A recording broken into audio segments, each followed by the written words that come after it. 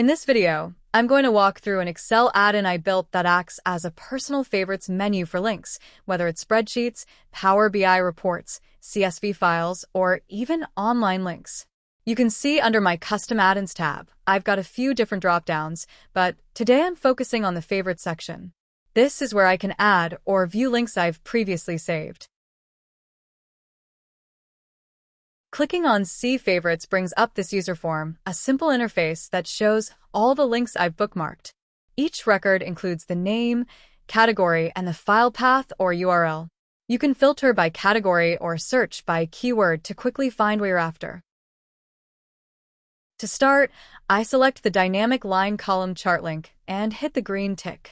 This opens the Power BI report online, just like it would if I'd gone through the Power BI service manually. Everything works perfectly. I can interact with the report as usual.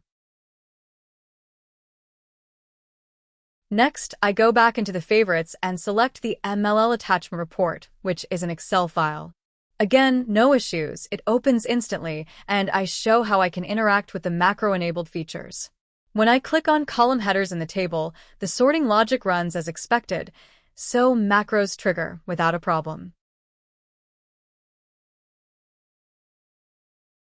Now I try selecting multiple links. I pick the two Power BI reports and a CSV file.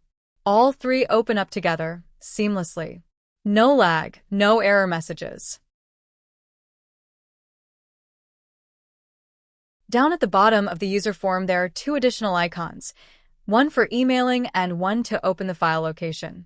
I select the MLL report and the property market CSV, click the email icon, and as you can see, both files are instantly attached to a blank Outlook message. Really handy for quick sharing. I leave the MLL report selected and press the folder icon. This launches File Explorer and takes me directly to the file's location. I also demonstrate opening a web link, in this case my LinkedIn profile. Works just like any other bookmark.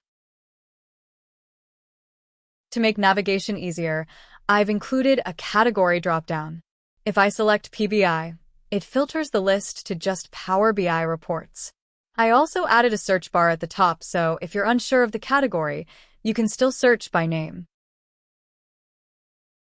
Let's move on to adding a new favorite.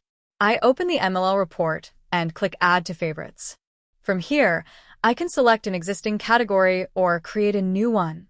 In this case, I make a new one called Test.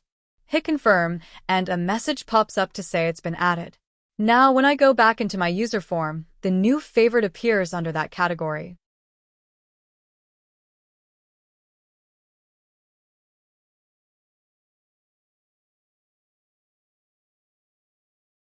As a bonus, I've added right-click functionality. You can right-click a record to edit or delete it. I delete the test example since I don't need it anymore. To demonstrate the edit feature, I right-click on the Property Market CSV and rename it to Property Market CSV. You can also double-click to edit, so it's really flexible.